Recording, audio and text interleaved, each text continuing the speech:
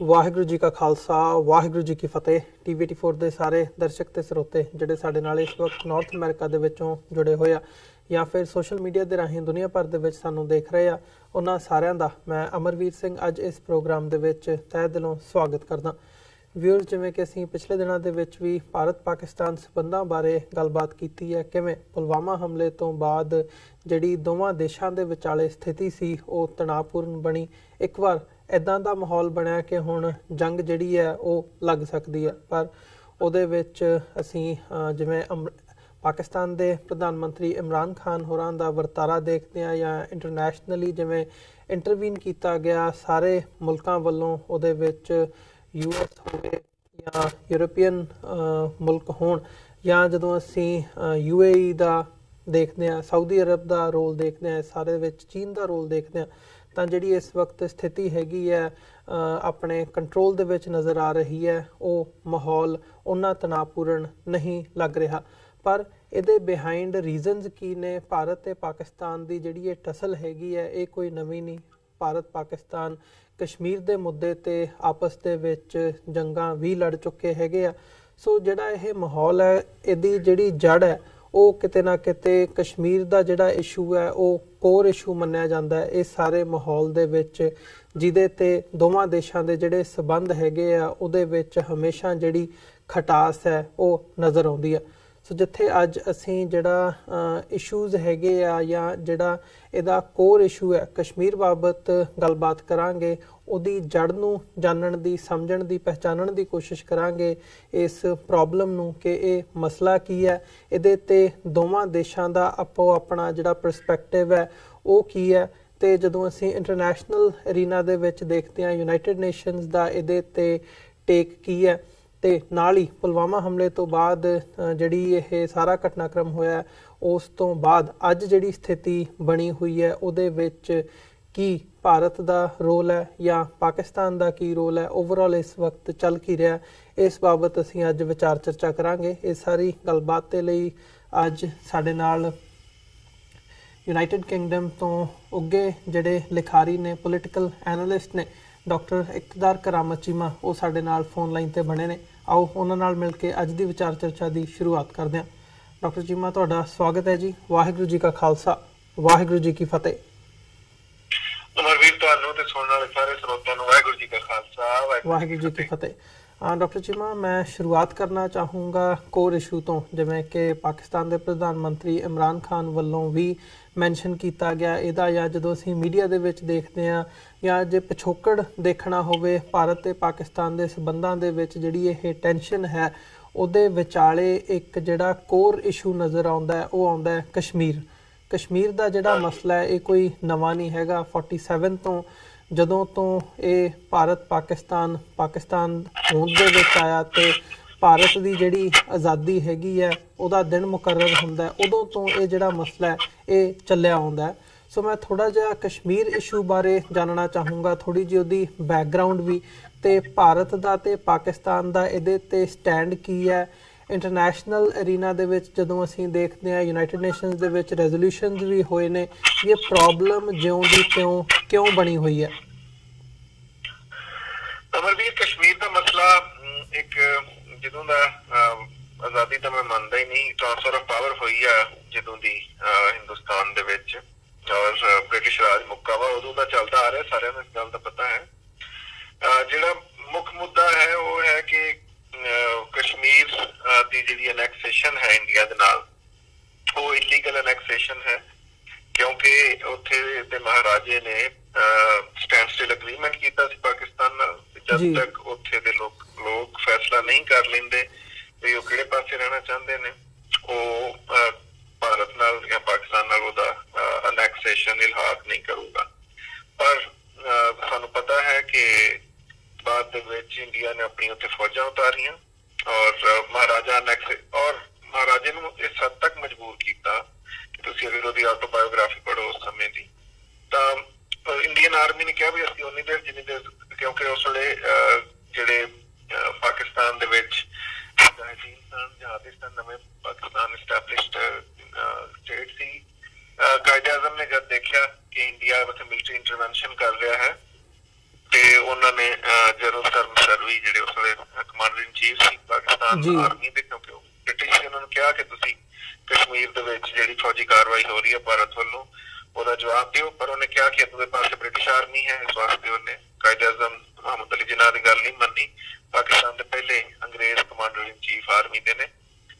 ਪਰ ਜਿਹੜੇ ਉਸ ਵੇਲੇ ਮੁਜਾਹਿਦੀਨ ਸਨ ਜਾਂ ਕਬਾਇਲੀ ਸਨ ਜਿਹੜੇ ਕਸ਼ਮੀਰ ਨਾਲ ਲੱਗਦੇ ਸੀ, ਉਹ ਕਸ਼ਮੀਰ ਚ ਉਤਰੇ। ਉਹਨਾਂ ਨੇ ਕਸ਼ਮੀਰ ਦਾ ਬਹੁਤ ਸਾਰਾ ਇਲਾਕਾ ਜਿਹੜਾ ਹੈ ਉਹ ਭਾਰਤੀ ਤਸੱਲਤ ਤੋਂ ਆਜ਼ਾਦ ਕਰਵਾਇਆ, ਜਿਹੜਾ ਅੱਜ ਆਜ਼ਾਦ ਕਸ਼ਮੀਰ ਜਾਂ ਪਾਕਿਸਤਾਨ ਜਿਹੜਾ ਕਸ਼ਮੀਰ ਦਾ ਹਿੱਸਾ ਹੈ ਉਹ ਅਖਵਾਉਂਦਾ ਹੈ ਜੀ।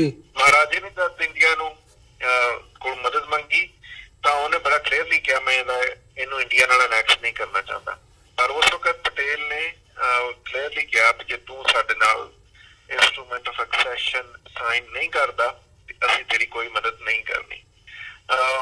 ਔਰ ਮਹਾਰਾਜੇ ਨੂੰ ਇਹ ਵੀ ਬੜਾ ਯਕੀਨ ਸੀ ਕਿ ਕਿਉਂਕਿ ਉਸ ਵੇਲੇ ਜਿਹੜੇ ਉੱਥੇ ਦੇ ਕਬਾਇਲੀ ਜਿਹੜੇ ਕਸ਼ਮੀਰ ਨੂੰ ਆਜ਼ਾਦ ਕਰਾ ਰਹੇ ਸੀ ਉਹ ਬਹੁਤ ਕਰੀਬ ਪਹੁੰਚ ਗਏ ਸੀ ਜੀ। ਉਹਨੇ ਆਪਣੀ ਆਟੋਬਾਇਓਗ੍ਰਾਫੀ ਲਿਖਿਆ ਕਿ ਉਹਨੇ ਜਿਹੜਾ ਉਹਦਾ ਦੀਵਾਨ ਸੀ ਉਸ ਸਮੇਂ ਉਹਨੂੰ ਆਪਣਾ ਰਿਵਾਲਵਰ ਦਿੱਤਾ ਰਾਤ ਨੂੰ ਕਿ ਅਗਰ ਸਵੇਰੇ ਇੰਡੀਅਨ ਆਰਮੀ ਆ ਕੇ ਇੱਥੇ ਕੈਪਚਰ ਨਹੀਂ ਕਰਦੀ ਤੇ ਤੂੰ ਮੈਨੂੰ ਸਵੇਰੇ ਗੋਲੀ ਸ਼ੂਟ ਕਰ ਦੇਣਾ ਹੈ, ਮੈਨੂੰ ਮਾਰ ਦੇਣਾ ਹੈ, ਕਿਉਂਕਿ ਮੈਂ ਇਹਨੂੰ ਪਾਕਿਸਤਾਨ ਦਾ ਹਿੱਸਾ ਬਣਨਾ ਨਹੀਂ ਦੇਣਾ ਚਾਹੁੰਦਾ ਜੀ। ਸੋ ਇੱਕ ਦੁਖਦਾਈ ਕਹਾਣੀ ਹੈ। ਜਦ ਪਾਕਿਸਤਾਨ ਆਰਮੀ ਦਾ ਡਾਇਰੈਕਟ ਇਨਵੋਲਵ ਨਹੀਂ ਸੀ 1947 ਪਰ ਕਬਾਇਲੀਆਂ ਦਾ ਪ੍ਰਭਾਵ ਸੀ ਔਰ ਕਸ਼ਮੀਰ ਬਹੁਤ ਸਾਰਾ ਹਿੱਸਾ ਆਜ਼ਾਦ ਹੋਇਆ। ਤੇ ਉਸ ਵਕਤ ਇੰਟਰਸਟਿੰਗਲੀ ਇਨਫ ਪਾਕਿਸਤਾਨ ਨੇ ਮਸਲਾ UN 'ਚ ਨਹੀਂ ਖੜਿਆ।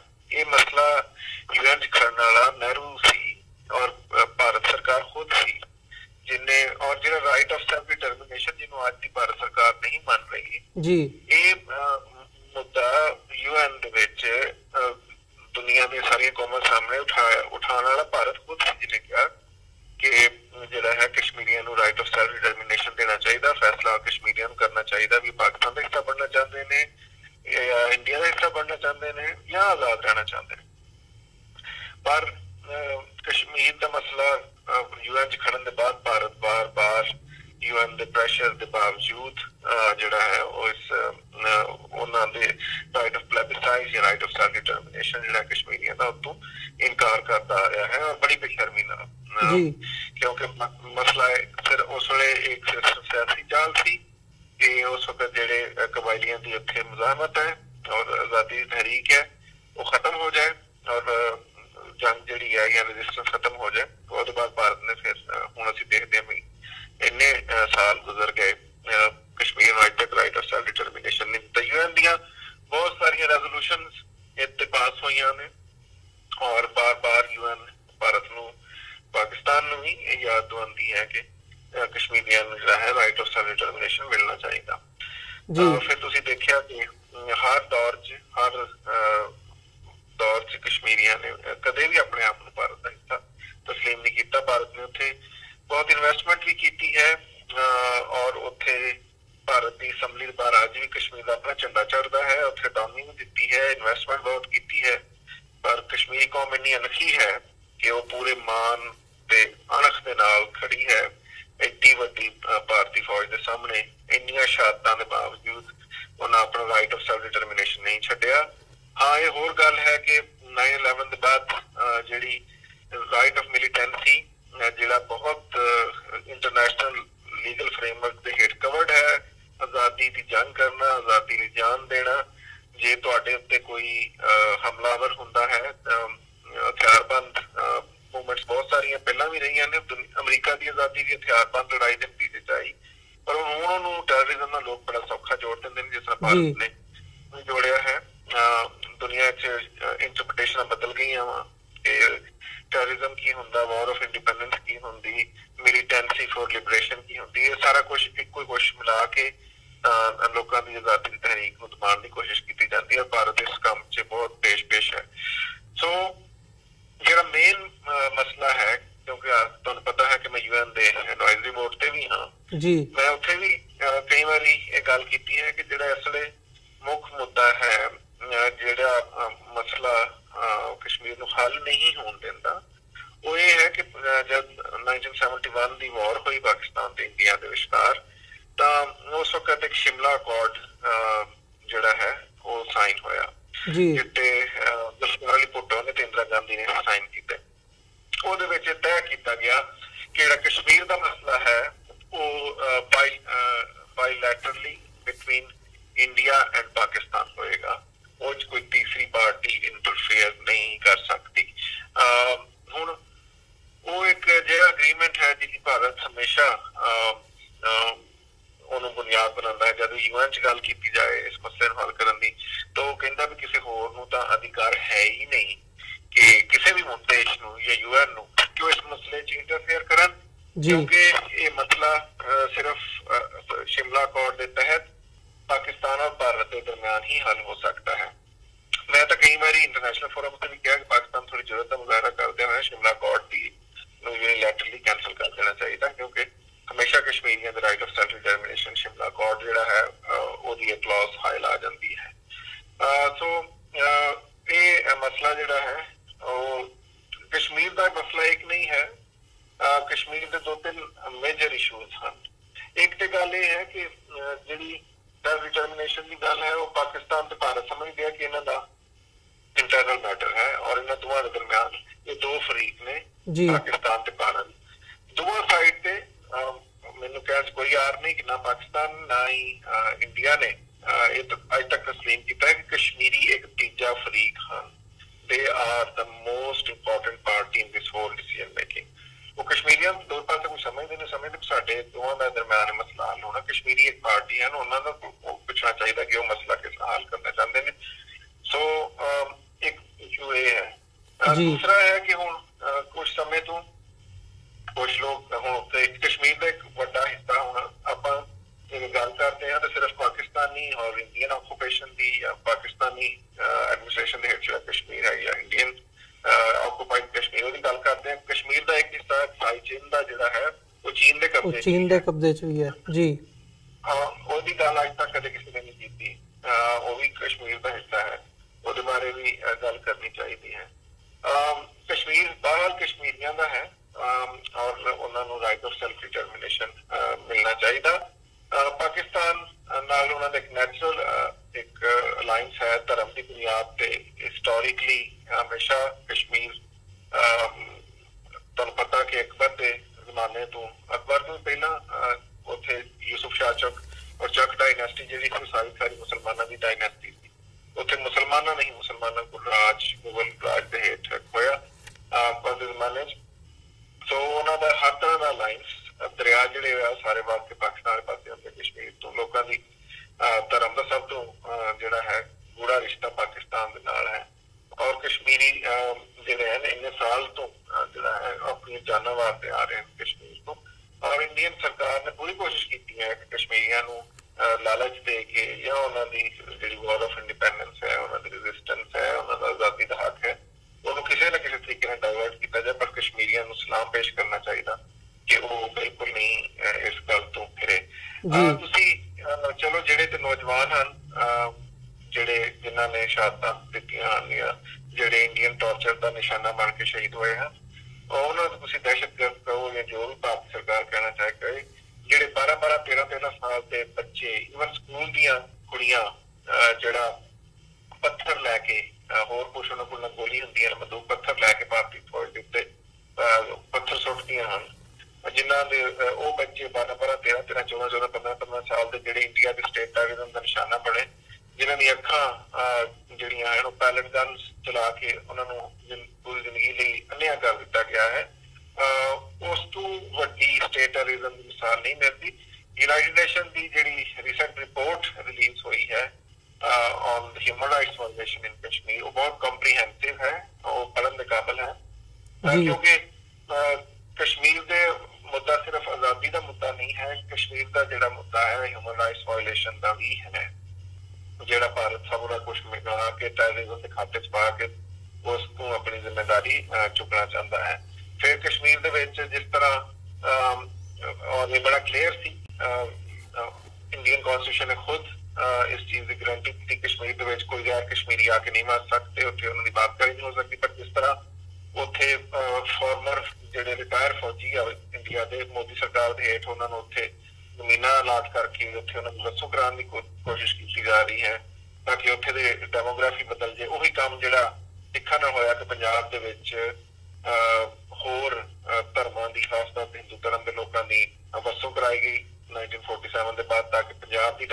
ਚੇਂਜ ਹੋ ਜਾਏ, ਉੱਥੇ ਦੀ ਪਾਪੂਲੇਸ਼ਨ ਦੇ ਡਾਇਨਾਮਿਕਸ ਬਦਲ ਜਾਣ ਔਰ ਮੈਜੋਰਿਟੀ ਨੂੰ ਮਾਈਨੋਰਿਟੀ ਚ ਬਦਲ ਦਿੱਤਾ ਜਾਏ, ਇਹ ਕੋਸ਼ਿਸ਼ ਕਸ਼ਮੀਰ ਚ ਵੀ ਹੋ ਰਹੀ ਹੈ ਜੀ। ਸੋ ਇਸ ਤਰ੍ਹਾਂ ਦੇ ਕਸ਼ਮੀਰ ਦੇ ਬਹੁਤ ਸਾਰੇ ਮੁੱਦੇ ਹਨ, ਲੇਕਿਨ ਤੁਸੀਂ ਇਹ ਦੇਖੋ ਕਿ ਜੋ ਇਹ ਪੁਲਵਾਮਾ ਅਟੈਕ ਦੀ ਜਿਹੜੀ ਸੀਰੀਜ਼ ਹੋਈ ਹੈ ਉਹਦੇ ਉੱਤੇ ਜਿਹੜਾ ਇੰਡੀਆ ਦਾ ਰਿਐਕਸ਼ਨ ਆਇਆ, ਭਾਵੇਂ ਉਹ ਇਲੈਕਸ਼ਨ ਪੋਲਿਟਿਕਸ ਨਾਲ ਹੀ ਸੰਬੰਧੀ ਹੋਵੇ, ਉਹਦੇ ਨਾਲ ਕਸ਼ਮੀਰ ਦਾ ਇਸ਼ੂ ਪੂਰੀ ਦੁਨੀਆ 'ਚ ਹਾਈਲਾਈਟ ਹੋ ਗਿਆ ਹੈ। ਭਾਰਤ ਨੂੰ ਇੱਕ ਬਹੁਤ ਹੀ ਇੰਟਰਨੈਸ਼ਨਲ ਡਿਪਲੋਮੇਸੀ 'ਚ ਝਟਕਾ ਲੱਗਾ ਹੈ। ਉਹ ਇਸ ਤਰ੍ਹਾਂ ਕਿ ਤੁਹਾਨੂੰ ਪਤਾ ਕਿ OIC ਜਿਹੜੀ ਹੈਗੀ ਹੈ ਇਸਲਾਮੀ ਮੁਲਕਾਂ ਦੀ ਤਨਜ਼ੀਮ ਹੈ, ਪਾਕਿਸਤਾਨ ਉਹਦਾ ਮੈਂਬਰ ਹੈ।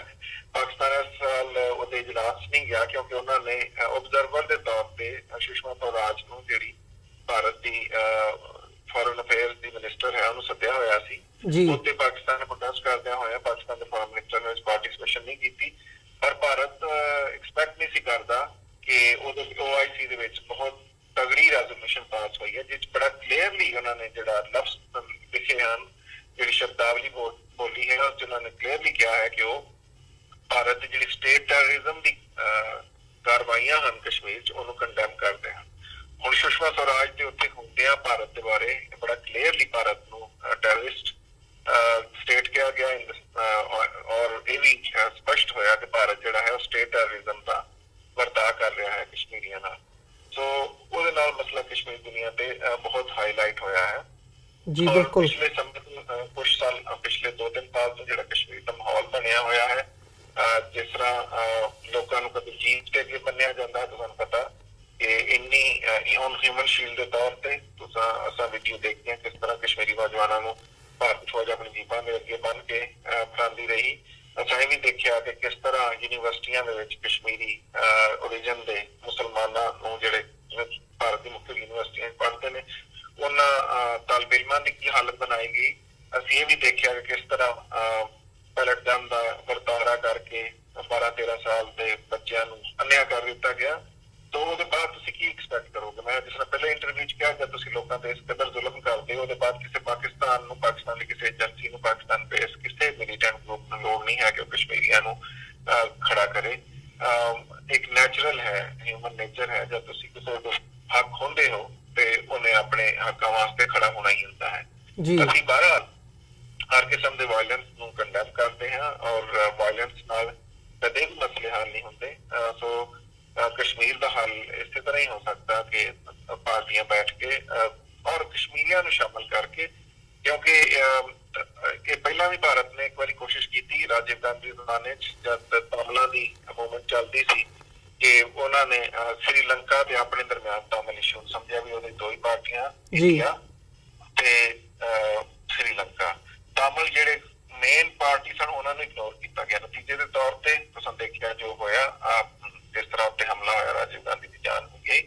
ਸੋ ਭਾਰਤ ਨੂੰ ਆਪਣੀ ਹਿਸਟਰੀ ਤੋਂ ਕੁਝ ਸਿੱਖਣਾ ਚਾਹੀਦਾ। ਕਸ਼ਮੀਰੀਆਂ ਨੂੰ ਕਿਸੇ ਤਰ੍ਹਾਂ ਵੀ ਇਸ ਪੂਰੇ ਜਿਹੜਾ ਹੈ ਵਿਸ਼ਾ ਉਹ ਤੋਂ ਵੱਖਰਾ ਕਰਕੇ ਦੋਵਾਂ ਮੁਲਕਾਂ ਨੂੰ ਨਹੀਂ ਰੱਖਣਾ ਚਾਹੀਦਾ। ਦੇਖਿਆ ਜਾ ਸਕਦਾ ਮਨਮੋਹਨ ਸਿੰਘ ਦੀ ਸਟੇਟਮੈਂਟ ਤੁਹਾਨੂੰ ਯਾਦ ਹੈ ਕਿ ਮੁਸ਼ਰਫ ਦੇ ਦੌਰ ਦੇ ਵਿੱਚ ਮਸਲਾ ਕਸ਼ਮੀਰ ਹੱਲ ਹੋਣ ਦੇ ਬਹੁਤ ਨੇੜੇ ਚਲਾ ਗਿਆ ਸੀ, ਕਿਉਂਕਿ ਮਨਮੋਹਨ ਸਿੰਘ ਦੀ ਸਰਕਾਰ ਜਿਹੜੀ ਹੈ ਉਹ ਸਹੀ ਮਾਨਿਆਂ ਦੇ ਵਿੱਚ ਕਸ਼ਮੀਰ ਦਾ ਮਸਲਾ ਹੱਲ ਕਰਨਾ ਚਾਹੁੰਦੀ ਸੀ, ਕਿਉਂਕਿ ਉਹਨਾਂ ਨੂੰ ਪਤਾ ਸੀ ਕਿ ਜਦ ਤੱਕ ਇਹ ਕੌਨਫਲਿਕਟ ਹੱਲ ਨਹੀਂ ਹੁੰਦਾ, ਭਾਰਤ ਦੇ ਹਿੱਤ ਵੀ ਨਹੀਂ, ਪਾਕਿਸਤਾਨ 'ਚ ਵੀ ਨਹੀਂ, ਦੋਵਾਂ ਮੁਲਕਾਂ 'ਚ ਇਕਨੋਮਿਕ ਪ੍ਰੋਸਪੈਰਿਟੀ ਨਹੀਂ ਆ ਸਕਦੀ, ਕਿਉਂਕਿ ਦੋਵਾਂ ਦਾ ਇੰਨਾ ਮਿਲਟਰੀ ਬਜਟ ਜਿਹੜਾ ਹੈ ਉਹ ਕਸ਼ਮੀਰ ਤੇ ਖਰਚ ਹੁੰਦਾ ਹੈ। ਸੋ ਪਰ ਹੁਣ ਜਿਹੜੀ ਸਰਕਾਰ ਹੈ ਉਹ ਤਾਂ ਚਾਹੁੰਦੀ ਹੈ ਕਿ ਮਿਲਟਰੀ ਕਨਫਰੰਟੇਸ਼ਨ ਵੀ ਵਧੇ, ਕਸ਼ਮੀਰ ਦਾ ਮਸਲਾ ਵੀ ਜਿਹੜਾ ਹੈ ਉਹਨੂੰ ਕੰਟਰੋਵਰਸ਼ਲ ਕੀਤਾ ਜਾਏ, ਕਿਉਂਕਿ ਉਹਨਾਂ ਨੇ ਇਲੈਕਸ਼ਨ ਦੀ ਸਿਆਸਤ ਕਰਨੀ ਹੈ, ਜਿਸ ਤਰ੍ਹਾਂ ਆਪਾਂ ਪਹਿਲਾਂ ਵੀ ਕਿਹਾ। ਪਹਿਲਾਂ ਗੱਲ ਕੀਤੀ ਹੈ, ਤੁਸੀਂ ਦੇਖਿਆ, ਸ਼ਾਇਦ ਤੁਸੀਂ ਦੇਖਿਆ ਜਾਂ ਨਹੀਂ, ਜਿਹੜੀ ਕਰਨਾਟਕ ਦੇ ਦਾ ਜਿਹੜਾ BJP ਦਾ ਫਾਰਮਰ ਚੀਫ ਮਿਨਿਸਟਰ ਹੈ BS ਯਦੂਰੱਪਾ, ਉਹਨੇ ਬੜਾ ਕਲੀਅਰਲੀ ਕਿਹਾ ਕਿ ਭਾਰਤ ਤੇ ਪਾਕਿਸਤਾਨ ਦਰਮਿਆਨ ਅਗਰ ਇਸ ਤਰ੍ਹਾਂ ਦੀ ਕੰਟਰੋਵਰਸੀ ਜਾਰੀ ਰਹੇ ਤੇ ਉਹਦੇ ਨਾਲ ਸਾਨੂੰ ਜਨਰਲ ਇਲੈਕਸ਼ਨ ਦੇ ਵਿੱਚ ਸੀਟਾਂ ਮਿਲਣਗੀਆਂ, ਬਹੁਤ ਵੱਡਾ ਫਾਇਦਾ ਹੋਊਗਾ ਜੀ। ਭਾਰਤੀ BJP ਦਾ chief minister, former chief minister Karnataka ਦਾ ਕਹਿ ਰਿਹਾ। ਫਿਰ ਤੁਸੀਂ ਦੇਖਿਆ ਵੀ ਉਹ ਇੱਕ ਵਾਰ ਹਿਸਟੀਰੀਆ ਇਸ ਤਰ੍ਹਾਂ ਦਾ ਕਿ ਜਿਹੜੀ ਏਅਰ ਇੰਡੀਆ ਉਹਦੇ 'ਚ ਵੀ ਹੁਣ ਏਅਰ ਹੋਸਟਸਾਂ ਨੂੰ ਕਿਹਾ ਗਿਆ ਵੀ ਤੁਸੀਂ ਜੈ ਹਿੰਦ ਦਾ ਨਾਰਾ ਲਵਾਇਆ ਕਰੋ। ਸੋ ਇੱਕ ਮਾਹੌਲ ਜਿਹੜਾ ਹੈ ਉਹਨੂੰ ਭਾਰਤੀ ਸਰਕਾਰ ਵੱਧ ਤੋਂ ਵੱਧ ਖਰਾਬ ਕਰਨ ਦੀ ਕੋਸ਼ਿਸ਼ ਕਰ ਰਹੀ ਹੈ ਔਰ ਇੰਤਹਾਈ ਬੇਸ਼ਰਮੀ ਦੇ ਨਾਲ ਹੁਣ ਵੀ ਮੋਦੀ ਨੇ ਕਹਿ ਦਿੱਤਾ ਕਿ ਪਾਕਿਸਤਾਨ 'ਚ ਸਟ੍ਰਾਈਕਸ ਕੀਤੀਆਂ। ਇਹ ਹੁਣ ਪੁਰਾਣੀ ਗੱਲ ਨਹੀਂ ਹੈਗੀ, 1-2 ਦਿਨ ਪਹਿਲਾਂ ਦੀ ਗੱਲ ਹੈ ਜਦ ਉਹਨੇ ਸਾਇੰਸਦਾਨਾਂ ਦਾ ਇੱਕ ਇਕੱਠ ਜਿਹੜਾ ਦਿੱਲੀ 'ਚ ਹੋਇਆ, ਕਿਹਾ ਜਿਹੜੀ ਅਸੀਂ ਪਾਕਿਸਤਾਨ ਤੇ ਸਟ੍ਰਾਈਕਸ ਕੀਤੀਆਂ, ਇੱਕ ਪਾਇਲਟ ਪ੍ਰੋਜੈਕਟ ਸੀ, ਅਜੇ ਇਹ ਕੰਮ ਹੋਰ ਅਸੀਂ ਚਲਾਵਾਂਗੇ, ਵਧਾਵਾਂਗੇ। ਯਾਨੀ ਮੈਨੂੰ ਇਹ ਸਮਝ ਨਹੀਂ ਆਉਂਦੀ ਕਿ ਕੋਈ ਬੰਦਾ ਏਡੀ ਬੇਸ਼ਰਮੀ ਨਾਲ ਕਿਸ ਤਰ੍ਹਾਂ ਝੂਠ ਬੋਲ ਸਕਦਾ ਹੈ। ਕਦੇ ਕਿਹਾ ਜਾਂਦਾ ਹੈ 250 ਤੋਂ 350 ਬੰਦਾ ਮਰ ਗਿਆ। ਤੁਸੀਂ ਇਹ ਦੇਖਿਆ ਹੋਏਗਾ ਪਿਛਲੇ ਦਿਨਾਂ, ਅਗਰ ਤੁਸੀਂ ਇਹਨੂੰ ਕਲਿੱਪਿੰਗ ਲੱਗ ਸਕੋ ਤੇ ਉਹ ਜ਼ਰੂਰ ਚਲਾਓ। ਜਦ ਪਿਛਲੇ ਦਿਨਾਂ ਤਿੰਨਾਂ ਜਿਹੜੇ ਭਾਰਤੀ ਆਰਮੀ ਦੇ ਸਰਬਰਾਹ ਸੀਗੇ, ਜਿਹੜੇ ਅਫਸਰ ਸੀ, ਉਹਨਾਂ ਦੀ ਪ੍ਰੈਸ ਕਾਨਫਰੰਸ ਹੋਈ ਜਿੱਥੇ ਬਾਰ-ਬਾਰ ਉਹਨਾਂ ਨੂੰ ਇਹ ਸਵਾਲ ਭਾਰਤੀ ਮੀਡੀਆ ਨੇ ਪੁੱਛਿਆ ਕਿ ਤੁਸੀਂ ਸਾਨੂੰ ਇਹ ਦੱਸੋ ਕਿ ਕਿੰਨੇ ਬੰਦੇ ਤੁਹਾਡੀ ਸਟ੍ਰਾਈਕ ਦੇ ਨਤੀਜੇ 'ਚ ਮਰੇ ਨੇ। ਉਹਨਾਂ ਨੇ ਕੋਈ ਕਲੀਅਰ ਆਨਸਰ ਨਹੀਂ ਦਿੱਤਾ। ਉਹਨਾਂ ਨੇ ਸਿਰਫ ਇਹ ਕਿਹਾ ਕਿ ਅਸੀਂ ਟਾਰਗੇਟ ਅਚੀਵ ਕੀਤਾ। ਉਹਨਾਂ ਨੂੰ ਫੇਰ ਪੁੱਛਿਆ ਗਿਆ ਕਿ ਕਿੰਨੇ ਬੰਦੇ ਮਰੇ ਨੇ, ਕੀ ਟਾਰਗੇਟ ਅਚੀਵ ਕੀਤਾ। ਉਹਨਾਂ ਕਿਹਾ ਵੀ ਕਿੰਨੇ ਮਰੇ ਨੇ, ਕਿੰਨੇ ਨਹੀਂ ਮਰੇ, ਇਹਦਾ ਜਵਾਬ ਸਰਕਾਰ ਹੀ ਦੇ ਸਕਦੀ ਹੈ। ਜੀ ਬਿਲਕੁਲ ਡਾਕਟਰ ਸਾਹਿਬ, ਮੈਂ ਜਿਵੇਂ ਅਸੀਂ ਭਾਰਤੀ ਪ੍ਰੋਪੇਗੈਂਡਾ ਸਟ੍ਰਾਈਕ ਦਾ ਬਿਲਕੁਲ ਬਕਵਾਸ ਔਰ ਝੂਠਾ ਔਰ ਸਿਰਫ ਲੋਕਾਂ ਨੂੰ ਬੇਵਕੂਫ ਬਣਾਉਣ ਦਾ ਇੱਕ ਸਾਧਨ ਸੀ। ਜੀ ਡਾਕਟਰ ਸਾਹਿਬ, ਜਿਵੇਂ ਇਸ ਸਾਰੇ ਦੀ ਅਸੀਂ ਜਿਹੜੀ ਜੜ ਹੈਗੀ ਹੈ ਕਸ਼ਮੀਰ ਬਾਰੇ ਤੁਸੀਂ ਵਿਸਥਾਰ ਦੇ ਨਾਲ ਸਾਨੂੰ ਜਾਣਕਾਰੀ ਦਿੱਤੀ ਹੈ, ਪਰ ਜੇ ਮੌਜੂਦਾ ਹਾਲਾਤਾਂ ਬਾਰੇ ਗੱਲ ਕਰਨੀ ਹੋਵੇ, ਜਿਵੇਂ ਇੱਕ ਪੀਸ ਜੈਸਚਰ ਕਿਹਾ ਜਾਵੇ ਜਾਂ ਜਿਵੇਂ ਪਾਕਿਸਤਾਨ ਦੇ ਪ੍ਰਧਾਨ ਮੰਤਰੀ ਇਮਰਾਨ ਖਾਨ ਹੋਰਾਂ ਵੱਲੋਂ ਕਿਹਾ ਵੀ ਗਿਆ ਅਭਿਨੰਦਨ, ਜਿਹੜਾ ਕਿ ਭਾਰਤ ਦੀ ਹਵਾਈ ਫੌਜ ਦਾ ਇੱਕ ਆਫਿਸਰ ਸੀ, ਉਹਨਾਂ ਨੂੰ ਛੱਡਿਆ ਗਿਆ, ਪਰ ਉਹਦੇ ਤੇ ਜਿਹੜਾ ਰਿਐਕਸ਼ਨ ਹੋਇਆ ਪਾਕਿਸਤਾਨ ਦੇ ਪੀਸ ਜੈਸਚਰ ਦਾ ਭਾਰਤ ਵੱਲੋਂ, ਉਹ ਇਹ ਹੋਇਆ ਕਿ ਜੀ ਇਹ ਜਨੀਵਾ ਕਨਵੈਨਸ਼ਨ ਦੇ ਥੱਲੇ ਉਹਨਾਂ ਨੂੰ ਛੱਡਣਾ ਹੀ ਪੈਣਾ ਸੀ, ਇੰਟਰਨੈਸ਼ਨਲ ਪ੍ਰੈਸ਼ਰ ਸੀ। ਉਹਨਾਂ ਨੇ ਆਪਣੀ ਜਿੱਤ ਦੱਸਿਆ ਭਾਰਤ ਦੇ ਅਫੀਸ਼ੀਅਲਸ ਨੇ ਕਿ ਅਸੀਂ ਦਬਾਅ ਬਣਾ ਕੇ ਪਾਕਿਸਤਾਨ ਤੋਂ ਆਪਣਾ ਬੰਦਾ ਛੁਡਵਾ ਲਿਆ। ਤੇ ਈਵਨ ਜੇ ਪਾਕਿਸਤਾਨ ਦੇ ਵਿੱਚ ਵੀ ਇੱਕ ਥਾਟ ਨੇ ਜਨਮ ਲਿਆ ਕਿ ਇਹ ਇਮਰਾਨ ਖਾਨ ਹੋਰਾਂ ਨੇ ਜਿਹੜਾ ਇਹ ਕਦਮ ਚੁੱਕਿਆ, ਇਹ ਕਾਹਲੀ ਦੇ ਵਿੱਚ ਲਿਆ ਗਿਆ ਫੈਸਲਾ, ਜਾਂ ਇਹ ਇੱਦਾਂ ਨਹੀਂ ਸੀ ਲਿਆ ਜਾਣਾ ਚਾਹੀਦਾ।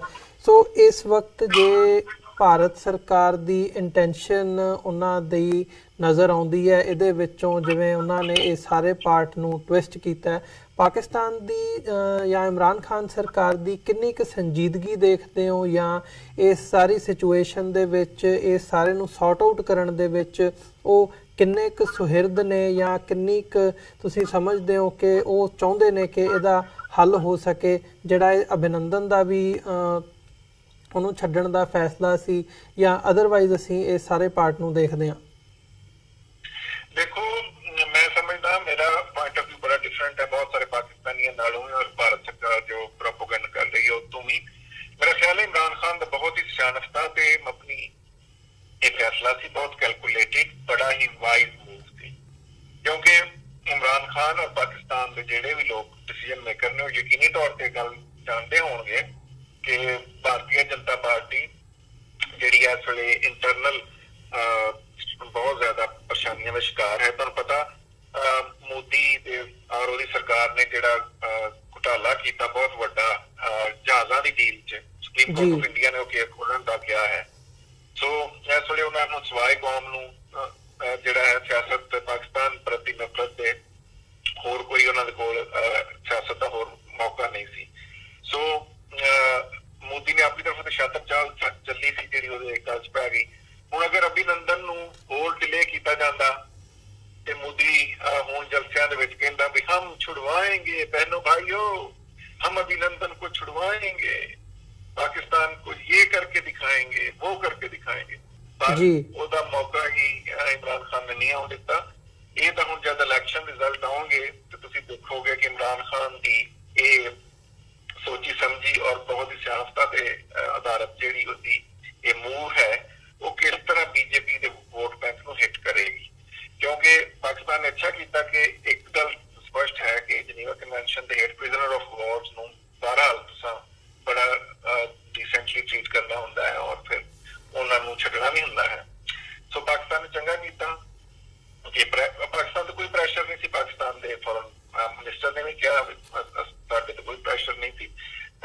जब एक बंदा पाकिस्तान की एयर स्पेस की वायलेशन करके पाकिस्तान की हद च वड़दा है, ਉਹਨੂੰ ਦੇਖਿਆ ਜਾਂਦਾ ਹੈ, ਉਹ ਹਮਲਾਵਰ ਹੈ, ਤੇ ਉਹਦੇ ਤੇ ਇੰਟਰਨੈਸ਼ਨਲ ਬਰਾਦਰੀ ਪਾਕਿਸਤਾਨ ਕਿਉਂ ਪ੍ਰੈਸ਼ਰਾਈਜ਼ ਕਰੇਗੀ ਕਿ ਤੁਸੀਂ ਇਹਨੂੰ ਵਾਪਸ ਕਰੋ। ਪਾਕਿਸਤਾਨ ਦਾ ਹੱਕ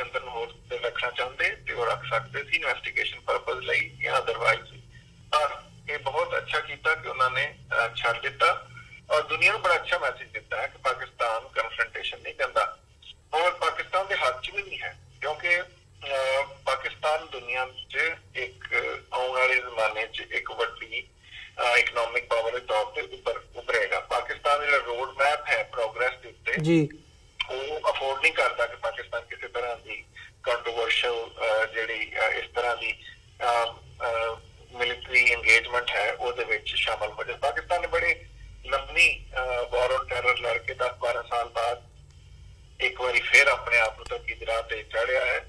ਤੋ ਇਸ ਸਮੇਂ ਪਾਕਿਸਤਾਨ 'ਚ ਜਿਹੜਾ ਵਾਰ ਕੁਛ ਲੋਕਾਂ ਦਾ ਹੈ ਵਿਚਾਰ ਕੇ ਨਹੀਂ ਸੀ ਕਰਨਾ ਚਾਹੀਦਾ, ਪਰ ਇਹ ਜਿਹੜੀ ਉਹਨਾਂ ਦੀ ਮੂਵ ਹੈ ਮੈਂ ਸਮਝਦਾ ਬਹੁਤ ਚੰਗੀ ਹੈ। ਉਹਨਾਂ ਨੇ ਬਹੁਤ ਅੱਛਾ ਇਹਨੂੰ ਹੈਂਡਲ ਕੀਤਾ। ਇਹਦਾ ਪਾਕਿਸਤਾਨ ਦਾ ਇਮੇਜ ਪੂਰੀ ਦੁਨੀਆ 'ਚ ਇਹਦੇ ਨਾਲ ਉੱਚਾ ਹੋਇਆ ਹੈ, ਨੀਵਾਂ ਨਹੀਂ ਹੋਇਆ। ਔਰ ਜਿਹੜੇ ਕਹਿੰਦੇ ਆ ਵੀ ਅਸਾਂ ਪ੍ਰੈਸ਼ਰ ਬਣਾ ਦਿੱਤਾ, ਅਸਾਂ ਇਹ ਕਰ ਦਿੱਤਾ, ਉਹਨਾਂ ਨੂੰ ਤਾਂ ਇਹ ਚਾਹੀਦਾ। ਵੈਸੇ ਮੋਦੀ ਸਰਕਾਰ ਨੂੰ ਲੋਕਾਂ ਨੂੰ 2-3 ਸਵਾਲ ਪੁੱਛਣੇ ਚਾਹੀਦੇ ਨੇ। ਪਹਿਲਾ ਸਵਾਲ ਤੇ ਇਹ ਪੁੱਛਣਾ ਚਾਹੀਦਾ ਕਿ ਜਿਸ ਪੁਲਵਾਮਾ ਦਾ ਅਟੈਕ ਹੋਇਆ ਤੁਹਾਡੀ ਇੰਟੈਲੀਜੈਂਸ ਏਜੰਸੀਆਂ ਸੁੱਤੀਆਂ ਸੀ। ਤੁਸੀਂ ਕਹਿੰਦੇ ਵੀ ਸਾਡੀ ਇੰਟੈਲੀਜੈਂਸ ਏਜੰਸੀਆਂ ਬਹੁਤ ਤਗੜੀਆਂ, ਸਾਨੂੰ ਫੌਰਨ ਪਤਾ ਲੱਗ ਜਾਂਦਾ। ਤੁਹਾਨੂੰ ਇਹ ਪਤਾ ਲੱਗ ਜਾਂਦਾ ਕਿ ਪਾਕਿਸਤਾਨ ਦੇ ਵਿੱਚ ਜਿਹੜੇ ਹਨ ਉਹ ਤਨਜ਼ੀਮਾਂ ਦੇ ਅੱਡੇ ਜਹਾਜ਼ ਤੇ ਕਿੱਥੇ ਜਿੱਥੇ ਤੁਸੀਂ ਸੋ ਕਾਲਡ ਸਟ੍ਰਾਈਕਸ ਕਰ ਦਿੰਦੇ ਹੋ, ਤੁਹਾਡੀ ਇੰਟੈਲੀਜੈਂਸ ਏਡੀ ਤਗੜੀ ਹੈ। ਪਰ ਇੱਕ ਸੁਇਸਾਈਡਲ ਬੰਬਰ ਤੁਹਾਡਾ ਕਾਫਲਾ ਉਡਾਉਣ ਜਾ ਰਿਹਾ, ਤੁਹਾਡੀ ਇੰਟੈਲੀਜੈਂਸ ਏਜੰਸੀਆਂ ਨੂੰ ਉਹਦਾ ਨਹੀਂ ਪਤਾ ਚੱਲ ਸਕਿਆ। ਦੂਸਰਾ ਸਵਾਲ ਮੋਦੀ ਸਰਕਾਰ ਨੂੰ ਇਹ ਕਰਨਾ ਚਾਹੀਦਾ ਕਿ ਤੁਸੀਂ ਕਿਹੜੀ ਸ਼ਹਿਰ ਦੀ ਫਤਹ ਤੇ ਜਸ਼ਨ ਮਨਾ ਰਹੇ ਹੋ। ਤੁਸੀਂ ਇਹ ਵੀ ਕਿਹਾ ਕਿ ਪਾਕਿਸਤਾਨ ਜਿਹੜਾ ਤੁਸੀਂ ਦੇਖਿਆ ਕਿ ਜਿਹੜੀ ਅਭਿਨੰਦਨ ਦੇ ਜਹਾਜ਼ ਦਾ ਡਿੱਗਣਾ ਹੈ ਉਹਦੇ ਵਿੱਚ ਜਿਹੜੀ ਇੰਡੀਅਨ ਵਰਜਨ ਹੈ ਉਹ ਇਹ ਹੈ ਕਿ ਪਾਕਿਸਤਾਨੀ ਤਿਆਰੇ ਜਾਂ ਪਾਕਿਸਤਾਨੀ ਜੈਟਸ ਜਿਹੜੇ ਆ ਉਹ ਇੰਡੀਆ ਦੀ 에ਅਰ ਸਪੇਸ ਦੇ ਵਿੱਚ ਬੜੇ ਹਨ ਔਰ ਉਹ ਜਿਹੜੇ ਹਨ ਅਭਿਨੰਦਨ ਔਰ ਦੂਸਰਾ ਪਾਇਲਟ ਉਹਨਾਂ ਨੂੰ ਫੋਲੋ ਕਰਦੇ ਹੋਏ ਪਾਕਿਸਤਾਨੀ 에ਅਰ ਸਪੇਸ ਬੜੇ ਹਨ ਔਰ ਉਹਨਾਂ ਨੂੰ ਉੱਥੇ ਡਾਊਨ ਕੀਤਾ ਗਿਆ ਹੈ ਜਾਂ ਮਾਰ ਸੁੱਟਿਆ ਗਿਆ ਹੈ। ਹੁਣ ਅਗਰ ਇੰਡੀਆ ਦੀ 에ਅਰ ਸਪੇਸ ਵਾਇਲੇਟ ਹੋਈ ਹੈ, ਪਾਕਿਸਤਾਨੀ ਜੈਟਸ ਨੇ ਉਹਨਾਂ ਹਾਲਤ ਜਾ ਕੇ ਉੱਥੇ ਅਟੈਕ ਕੀਤਾ ਹੈ, ਤਾਂ ਇੰਡੀਆ ਦਾ ਡਿਫੈਂਸ ਕਿੱਡਾ ਕੁ ਫਿਰ ਸਟਰੋਂਗ ਹੈ। ਔਰ ਫਿਰ ਉਹ ਸੋਨੇ ਤੇ ਸੁਹਾਗਾ ਕਿ ਜਿਹੜੇ ਉਹਨਾਂ ਦਾ ਪਿੱਛਾ ਕਰਦੇ ਉੱਥੇ ਬੜੇ, ਉਹ ਦੋਵੇਂ ਪਾਇਲਟ ਡਾਊਨ ਹੋ ਗਏ ਜੀ। ਸੋ ਇਹ ਸਵਾਲ ਜਿਹੜੇ ਹਨ ਉਹ ਭਾਰਤ ਦੇ ਆਵਾਮ ਨੂੰ ਪੁੱਛਣੇ ਚਾਹੀਦੇ ਨੇ ਮੋਦੀ ਨੂੰ ਕਿ ਇੱਕ ਤਾਂ ਤੁਸੀਂ ਜਿਹੜਾ ਤੁਹਾਡਾ ਇੰਟੈਲੀਜੈਂਸ ਫੇਲੀਅਰ ਹੈ, ਜਿਸ ਤਰ੍ਹਾਂ ਮੁੰਬਈ ਅਟੈਕ 'ਚ ਵੀ ਹੋਇਆ, it was a big intelligence failure. ਜਿਹੜਾ ਪੁਲਵਾਮਾ ਅਟੈਕ ਹੈ ਉਹਦੇ 'ਚ ਜਿਹੜੀ ਤੁਹਾਡੀ ਇੰਟਰਨਲ ਰਿਸਪੋਂਸਿਬਿਲਿਟੀ ਹੈ to protect Indian army, Bharat ਦੀਆਂ ਫੌਜਾਂ ਨੂੰ ਮਹਿਫੂਜ਼ ਬਣਾਉਣ ਵਾਸਤੇ ਜਿਹੜਾ ਤੁਹਾਡਾ ਇੰਟੈਲੀਜੈਂਸ ਨੈਟਵਰਕ ਹੈ ਉਹਨੂੰ ਕੀ ਹੋਇਆ। ਤੇ ਦੂਸਰਾ ਤੁਹਾਡੀ 에ਅਰ ਸਪੇਸ ਵਾਇਲੇਟ ਹੋ ਗਈ। ਸੋ ਤੁਸੀਂ ਔਰ ਇਹਨਾਂ ਹਾਲਾਤ ਦੇ ਵਿੱਚ ਜਦ ਹਰ ਤਰਫ ਅਲਰਟ ਸੀ ਤੇ ਉਹਦੇ ਤੁਹਾਡੀ ਜਿਹੜੀ ਐਫੀਸ਼ੀਐਂਸੀ ਹੈ ਤੁਹਾਡੀ ਆਰਮ ਫੋਰਸਿਸ ਦੀ ਉਹ ਕੀ ਹੈ। ਤੀਸਰਾ ਸਵਾਲ ਇਹ ਪੁੱਛਣਾ ਚਾਹੀਦਾ ਜਿਹੜਾ ਬਾਰ-ਬਾਰ ਭੌਂਡੇ ਤਰੀਕੇ ਨਾਲ ਕਿਹਾ ਜਾਂਦਾ ਕਿ F-16 ਵਰਤੇ ਗਏ, ਪਾਕਿਸਤਾਨ ਦਾ F-16 ਮਾਰ ਸੁੱਟਿਆ ਹੈ। ਉਹ ਕਦੇ ਕਿਤੋਂ ਕੋਈ ਇੰਡੀਆ ਦੇ ਕਿਸੇ ਤਿਆਰੇ ਦਾ ਦੇ ਉੱਤੇ ਪਾਕਿਸਤਾਨ ਦਾ ਝੰਡਾ ਬਣਾ ਕੇ ਉਹਨੂੰ ਪ੍ਰੈਸ ਦੇ ਸਾਹਮਣੇ ਲਿਆਉਂਦੇ ਨੇ, ਉੱਥੇ ਫਿਰ ਉੱਥੇ ਦੇ ਬੰਦਾ ਕਹਿ ਦਿੰਦਾ ਕਿ ਨਹੀਂ ਭਾਈ ਇਹ ਤਾਂ ਜਿਹੜਾ ਹੈਗਾ F-16 ਨਹੀਂ ਹੈਗਾ, ਇਹ ਤਾਂ ਮੈਂ ਤਿਆਰਾ ਜਿਹੜੇ ਤੁਹਾਡੇ ਇੱਥੇ ਉਹ ਹੀ ਆ। ਉਹ ਤੇ ਫਿਰ ਉਹਨਾਂ ਨੂੰ ਤੁਹਾਨੂੰ ਪਤਾ ਕਿ ਬਿਲਕੁਲ ਮੀਡੀਆ ਬਲੈਕ ਆਊਟ ਹੋ ਗਿਆ। ਉਹ ਪ੍ਰੈਸ ਕਾਨਫਰੰਸ ਬਿਲਕੁਲ ਇੱਕਦਮ ਹੀ ਤੇ ਚੈਨਲ ਲਾਈਵ ਵਿਖਾ ਰਹੇ ਸੀ, ਉਹਨਾਂ ਨੂੰ ਖਾਣੀ ਛੱਡ ਦਿੱਤੀ। ਸੋ ਇਹਨੂੰ ਬਹੁਤ ਬੁਰੀ ਤਰ੍ਹਾਂ ਮੈਨੇਜ ਕਰ ਰਹੀ ਹੈ ਇੰਡੀਅਨ ਸਰਕਾਰ ਔਰ ਇਹਦੇ ਨਤੀਜੇ ਚੰਗੇ ਨਹੀਂ ਹੋਣਗੇ ਇੰਡੀਅਨ ਸਰਕਾਰ ਵਾਸਤੇ। ਇਲੈਕਸ਼ਨਾਂ ਦੇ ਵਿੱਚ ਫਿਰ ਸੋਨੇ ਤੋਂ ਸੁਹਾਗਾ ਫਿਰ ਗਿਆ ਕਿ ਜਿਹੜਾ OIC ਦੇ ਵਿੱਚ ਭਾਰਤ ਨੂੰ ਇੱਕ ਟੈਰਰਿਸਟ ਸਟੇਟ ਕਰਾਰ ਦੇ ਕੇ ਜਿਹੜੀ ਆਪਣੇ ਇੱਕ ਆਪਣੀ ਪਾਪੂਲੇਸ਼ਨ ਦੇ ਉੱਤੇ ਅੱਤਵਾਦ ਰਿਆਸਤ ਦਾ ਅੱਤਵਾਦ ਫੈਲਾ ਰਹੀ ਹੈ ਕਸ਼ਮੀਰ। ਉਹਦੇ ਲਈ ਵੀ ਨਮੋਸ਼ੀ ਚੱਲਣੀ ਪਈ ਹੈ ਜੀ। ਬਿਲਕੁਲ ਨਮੋਸ਼ੀ ਇੰਨੀਆਂ ਕੌਮਾਂ ਦੇ ਵਿੱਚ। ਸੋ ਫਿਰ ਜੇ ਹੁਣ ਜਿਹੜਾ ਮੋਦੀ ਸਰਕਾਰ ਦਾ ਨੇ ਜਿਹੜੀ ਇਕਨੋਮਿਕ ਕਰਪਸ਼ਨ ਕੀਤੀ ਹੈ, ਘੁਟਾਲਾ ਕੀਤਾ ਹੈ ਤਿਆਰਿਆਂ ਦੀ ਖਰੀਦ ਦੇ ਵਿੱਚ, ਜੇ ਉਹ ਸੁਪਰੀਮ ਕੋਰਟ ਆਫ ਇੰਡੀਆ ਦੇ ਕਹਿਣ ਤੇ ਖੁੱਲ ਜਾਂਦਾ ਤੇ ਮੋਦੀ ਸਰਕਾਰ ਨੂੰ ਨੱਥਣ ਦਾ ਰਾਹ ਨਹੀਂ ਲੱਭੇਗਾ। ਇਸ ਵਾਸਤੇ ਉਹਨਾਂ ਦੇ ਕਿਉਂਕਿ ਆਪੋਜੀਸ਼ਨ ਪਾਰਟੀਆਂ ਨੇ ਜਿਸ ਤਰ੍ਹਾਂ ਲਿਆ ਹੈ ਮੋਦੀ ਸਰਕਾਰ ਨੂੰ ਔਰ ਬਾਰ-ਬਾਰ ਉਹ ਕਹਿ ਰਹੇ ਹਨ ਕਿ ਤੁਸੀਂ ਜਿਹੜੇ ਬੰਦੇ ਉੱਥੇ ਮਾਰੇ ਗਏ ਹਨ ਫੌਜੀ ਕਸ਼ਮੀਰ 'ਚ ਉਹਨਾਂ ਦੀ ਲਾਸ਼ਾਂ ਤੇ ਸਿਆਸਤ ਨਾ ਕਰੋ। ਔਰ ਤੁਸੀਂ ਦੇਖਿਆ ਕਿ 3 ਰਿਆਸਤਾਂ ਦੇ ਵਿੱਚ BJP ਦੀ ਹਾਰ ਹੋਈ ਹੈ ਰੀਸੈਂਟਲੀ। ਉਹਦੇ ਬਾਅਦ ਹੁਣ ਮੋਦੀ ਸਰਕਾਰ ਕੋਲ ਸਿਰਫ ਇਹੀ ਹੈ ਕਿ ਉਹ ਇਸ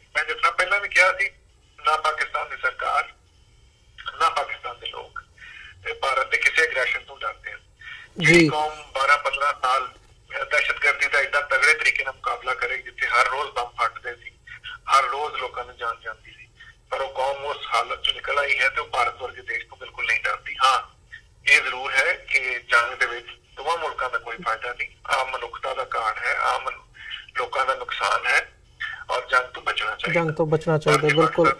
ਹਾਂ, ਪਰ ਭਾਰਤ ਨੇ ਜਿਹੜੀ ਹੁਣ ਤੱਕ ਫੌਜੀ ਕਾਰਵਾਈ ਕੀਤੀ ਹੈ, ਡਰਾਮੇ ਇੱਕ ਬਿਲਕੁਲ ਫਿਲਮੀ ਔਰ ਡਰਾਮੇਬਾਜ਼ੀ ਦੀ, ਉਹਦੇ 'ਚ ਹੁਣ ਤੱਕ ਉਹਨਾਂ ਨੂੰ ਇੰਟਰਨਲੀ ਐਕਸਟਰਨਲੀ ਹਰ ਪਾਸੇ ਹੀ ਖਾਮੋਸ਼ੀ ਦਾ ਸਾਹਮਣਾ ਕਰਨਾ ਪਿਆ ਹੈ। ਬਿਹਤਰ ਇਹ ਹੈ ਕਿ ਮੋਦੀ ਸਰਕਾਰ ਕੋਈ ਪੋਲੀਟੀਕਲ ਏਜੰਡਾ ਲੈ ਕੇ ਆਪਣੇ ਜਿਹੜੇ ਵੋਟਰ ਨੇ ਉਹਨਾਂ ਕੋਲ ਜਾਏ। ਉਹ ਅਸਲ 'ਚ ਜਿਹੜੇ ਉਹਨਾਂ ਦਾ ਪਹਿਲਾਂ ਸੀ ਕਿ ਅਸੀਂ ਇੰਨੀਆਂ ਜੌਬ ਕ੍ਰੀਏਟ ਕਰਾਂਗੇ, ਜਿਹੜੇ ਉਹਨੇ ਪਿਛਲੇ ਇਲੈਕਸ਼ਨ 'ਚ ਨਾਅਰਾ ਲਗਾਇਆ ਸੀ, ਅਸੀਂ ਇੰਨੀਆਂ ਜੌਬਸ ਕ੍ਰੀਏਟ ਕਰਾਂਗੇ, ਅਸੀਂ ਭਾਰਤ ਦੇ ਵਿੱਚ ਇਨਵੈਸਟਮੈਂਟ ਦੇਵਾਂਗੇ, ਉਹ ਸਭ ਦਾਅਵੇ ਦੇ ਦਾਅਵੇ ਰਹੇ, ਉਹਦਾ ਕੁਝ ਹੋ ਨਹੀਂ ਸਕਿਆ। ਹੁਣ ਇਸ ਇਲੈਕਸ਼ਨ ਦੇ ਵਿੱਚ ਉਹਨਾਂ ਦੇ ਕੋਲ ਆਪਣੇ ਵੋਟਰ ਤੱਕ ਲੈ ਜਾਣ ਵਾਸਤੇ ਹੁਣ ਸਵਾਏ ਰਾਮ ਮੰਦਿਰ ਦੇ, ਪਾਕਿਸਤਾਨ ਦੁਸ਼ਮਣੀ ਦੇ, ਕਸ਼ਮੀਰ ਦੀ ਦਹਿਸ਼ਤਗਰਦੀ ਦੇ ਔਰ ਭਾਰਤ ਦੇ ਬਹੁਤ ਵੱਡੇ ਮਹਾਯੋਧਾ ਆਪਣੇ ਆਪ ਨੂੰ ਬਣਾ ਕੇ ਲੋਕਾਂ ਸਾਹਮਣੇ ਰੱਖਣ ਦੇ ਇਲਾਵਾ ਮੋਦੀ ਕੋਲ ਹੋਰ ਕੋਈ ਏਜੰਡਾ ਨਹੀਂ, ਕੋਈ ਏਜੰਡਾ ਨਹੀਂ ਬਚਿਆ ਹੈਗਾ ਜੀ। ਡਾਕਟਰ ਸਾਹਿਬ, ਸਮਾਂ ਨਹੀਂ ਇਜਾਜ਼ਤ ਦਿੰਦਾ ਗੱਲਬਾਤ ਨੂੰ ਹੋਰ ਅੱਗੇ ਤੋਰੀਏ। ਮੈਂ ਇੱਥੇ ਹੀ ਇਜਾਜ਼ਤ ਚਾਹੂੰਗਾ ਤੁਹਾਡੇ ਕੋਲੋਂ। ਬਹੁਤ ਬਹੁਤ ਧੰਨਵਾਦ, ਤੁਸੀਂ ਆਪਣਾ ਸਮਾਂ ਕੱਢਿਆ ਤੇ ਸਾਰੇ ਇਸ਼ੂ ਦੇ ਉੱਤੇ ਸਾਡੇ ਨਾਲ ਵਿਚਾਰਾਂ ਦੀ ਸਾਂਝ ਪਾਈ ਹੈ, ਫਤਿਹ ਦੀ ਸਾਂਝ ਪਾਈ ਹੈ। ਅੰਤ ਦੇ ਵਿੱਚ ਵਾਹਿਗੁਰੂ ਜੀ ਕਾ ਖਾਲਸਾ, ਵਾਹਿਗੁਰੂ ਜੀ ਕੀ ਫਤਿਹ ਜੀ। ਵਾਹਿਗੁਰੂ ਜੀ ਕਾ ਖਾਲਸਾ, ਵਾਹਿਗੁਰੂ ਜੀ ਕੀ ਫਤਿਹ। ਵਿਊਅਰਸ, ਉਮੀਦ ਕਰਦੇ ਹਾਂ ਕਿ ਅੱਜ ਦੀ ਇਹ ਸਾਡੀ ਗੱਲਬਾਤ ਤੁਹਾਨੂੰ ਜ਼ਰੂਰ ਪਸੰਦ ਆਈ ਹੋਵੇਗੀ। ਭਾਰਤ ਪਾਕਿਸਤਾਨ ਦਰਮਿਆਨ ਜਿਹੜੇ ਸਬੰਧ ਇਸ ਵਕਤ ਜਿਨ੍ਹਾਂ ਦੇ ਵਿੱਚ ਖਟਾਸ ਕਾਫੀ ਵਧੀ ਹੋਈ ਹੈ, ਜਾਂ ਓਵਰਆਲ ਜਿਹੜੀ ਇਹਦੀ ਜੜ ਕਿਹਾ ਜਾ ਸਕਦਾ ਇੱਕ ਕੋਰ ਇਸ਼ੂ ਹੈ ਕਸ਼ਮੀਰ ਦਾ, ਉਹਦੇ ਤੇ ਵੀ ਵਿਚਾਰ ਚਰਚਾ ਹੋਈ ਹੈ। ਡਾਕਟਰ ਇਕਤਦਾਰ ਕਰਾਮਤ ਚੀਮਾ ਹੋਰਾਂ ਨੇ ਵਿਸਥਾਰ ਦੇ ਨਾਲ ਉਹਦੇ ਬਾਬਤ ਸਾਨੂੰ ਜਾਣਕਾਰੀ ਦਿੱਤੀ ਹੈਗੀ ਹੈ, ਪਿਛੋਕੜ ਬਾਰੇ ਵੀ ਦੱਸਿਆ। ਸੋ ਉਮੀਦ ਕਰਦੇ ਹਾਂ ਤੁਹਾਨੂੰ ਜ਼ਰੂਰ ਪਸੰਦ ਆਇਆ ਹੋਵੇਗਾ। ਸੋ ਅੱਜ ਦੇ ਸ਼ੋਅ ਦੇ ਵਿੱਚ ਇੱਥੇ ਇਜਾਜ਼ਤ ਚਾਹਾਂਗੇ, ਦੁਬਾਰਾ ਫਿਰ ਕੱਲ੍ਹ ਨੂੰ ਤੁਹਾਡੇ ਨਾਲ ਮੁਲਾਕਾਤ ਹੋਵੇਗੀ। ਤਦ ਤੱਕ ਲਈ ਇਜਾਜ਼ਤ ਦਿਓ ਜੀ। ਵਾਹਿਗੁਰੂ ਜੀ ਕਾ ਖਾਲਸਾ, ਵਾਹਿਗੁਰੂ ਜੀ ਕੀ ਫਤਿਹ।